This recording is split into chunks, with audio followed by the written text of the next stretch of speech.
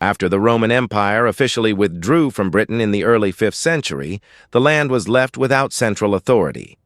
Former Roman cities declined, and local tribes were forced to defend themselves. Saxon raids increased rapidly, pushing deeper into British territory. During this period of instability, later traditions describe a war leader named Arthur, who rose to organize resistance. Arthur is linked to several battles, the most famous being the Battle of Mount Badon, where British forces reportedly stopped Saxon expansion for many years. However, no written records from that time mention him directly. His story was written centuries later by medieval historians, especially Geoffrey of Monmouth, who combined folklore with history. Arthur's rule included the formation of the Round Table, where knights gathered as equals. Warriors like Lancelot, Gawain, and Percival became central figures. Arthur's kingship was confirmed through legend, either by drawing a sword from stone or receiving Excalibur from the Lady of the Lake. With Arthur established as king, his knights were sent throughout the land to maintain order and confront threats. These missions involved defending villages, escorting allies, and facing hostile forces. Among these events, the quest for the Holy Grail became one of the most important undertakings. The Grail was believed to be a sacred relic connected to Christian tradition. Knights traveled separately across forests, ruins, and distant lands in search of it. During this period, tensions grew inside Camelot. Sir Lancelot developed a secret relationship with Queen Guinevere, which slowly weakened trust within the court. When the affair was exposed, Guinevere faced judgment, and divisions formed among the knights. Rivalries increased, loyalty fractured, and Arthur's authority began to weaken, even as Camelot remained the center of his kingdom. As internal conflict grew, Arthur relied heavily on his knights to preserve stability. Training, tournaments, and council meetings continued as external threats returned. Merlin, who had guided Arthur since his rise, suddenly disappeared from the kingdom, leaving Arthur without his most trusted advisor. Around this time, Mordred emerged as a serious threat.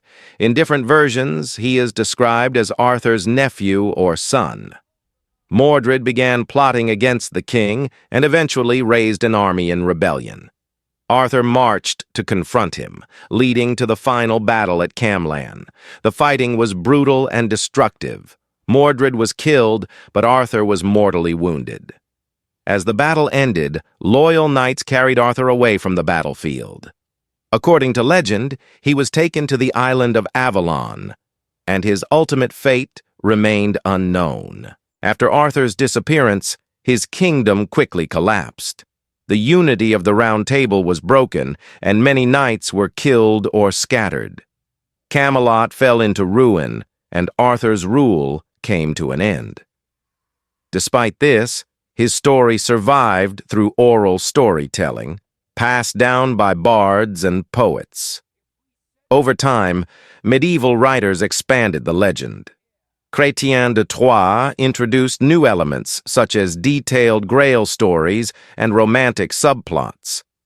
In the 15th century, Sir Thomas Malory compiled these traditions into Le Morte d'Arthur, shaping the version known today.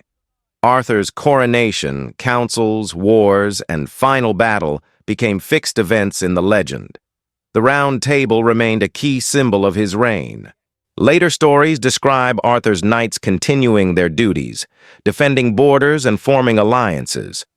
Queen Guinevere remained an influential figure within the court, even after Camelot's decline.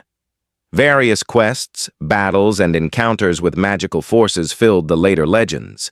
Excalibur's scabbard, believed to protect Arthur from fatal wounds, was eventually lost, leaving him vulnerable in battle.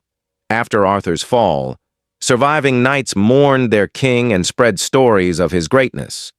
Legends soon emerged claiming that Arthur had not truly died and would one day return.